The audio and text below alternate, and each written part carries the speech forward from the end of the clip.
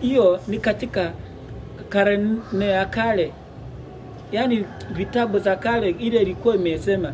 Lakini katika karne mpya ile Yesu Kristo alikuja nayo, alikuja kutukomboa katika ile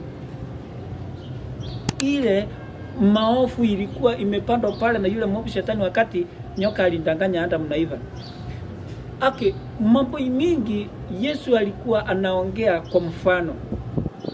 Ukisoma vizuri katika hiyo Mathayo, ukisoma Mathayo kutoka 12, Yesu Kristo amekuja akiongea na mfano ili watu wa Mungu mkaweze kuelewa ni nini hasa kinaendelea. Kwa hivyo wakati alipoulizwa na wafuasi wake, je, ni nini kimefanya huyu mtu amepanda ile mbegu ambayo ni mzuri na ikamea pamoja na ile mimea ambayo haukuwa umepanda? Unajua ya kwamba Shetani naye huwa anakuja na mambo yake inafanana na ukweli. Ukiangalia magugu, sababu ya ambiwe magugu imemea katika ngano ni nini? Magugu inafanana sana wajiko na ngano.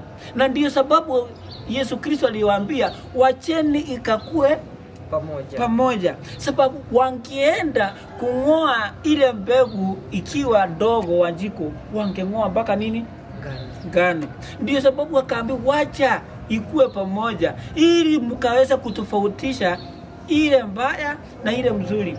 Wanjiko, tukiangalia katika ulimwengu hii ambao tunaoishi, jamani, magugu sahihi ndio inajitokeza Wanjiko. Hata ndio mingi. Na ndio mingi sahihi. Na ndio maana Wanjiko hata last Sunday tuliongea sana na tukaongea sana na watu wakaanza kusema sijui ilienda. Jamani, wakati unaona mtu ambayo ameumbwa na sura na mfano wake Yesu Kristo, na amesoma katika dini ndio amelelewa, lakini anakuja kusema Wanjiko, mahali ambapo kuna kongamano la watu wanaenda kumsifu Yesu Kristo, wanaenda kumwabudu Mungu na kusema hapo hakuna Mungu. Hiyo ndio ile magugu ambayo inaongelelewa. Wakati unatoka katika ufalme wa Mungu, wakati unaona ni kama ya kwamba mimi nimetosha Wanjiko, lakini unajua anasema ametosha katika maisha ya ulimwengu Wanjiko, anasema ametosha katika kumjua ati Mungu yeye ametosha. Wakati unasema hakuna Biblia, wakati unasema hakuna Mungu, yani katika ile hakuna Mungu katika kongamano la watu, yani hiyo ni ile magugu ambayo imeambiwa imemea mahali pale. Kwa hivyo sisi wote Wanjiko ni shamba la Mwenyezi Mungu kabisa. Sisi wote Mungu alituumba kusudi ili tukaweze kukua katika utakatifu wake. Lakini mwovu shetani sababu hafurahishwi na hayo.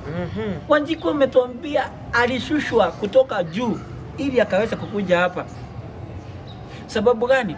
Sababu yeye alipokuwa mahali kule alikuwa, kwanza nilisikia ni kama ni yeye alikuwa kwa ya master. Lakini wakati alipoona mimi nimeanza kuimbiza nyimbo nzuri, watu akaanza kujigamba.